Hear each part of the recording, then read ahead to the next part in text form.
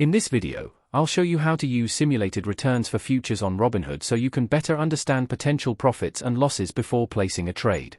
Start by opening the Robinhood app on your phone and signing into your account. Once you're on the home screen, tap the search icon at the bottom and look for the futures contract you want to view.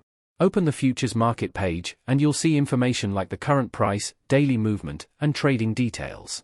Next, tap on the trade button and choose the option to buy or sell the futures contract. Before submitting the order, Robinhood may show a simulated returns section on the order preview screen. This feature helps estimate how much you could gain or lose based on different market price movements. You can adjust the number of contracts you want to trade and sometimes change the price target to see updated return estimates.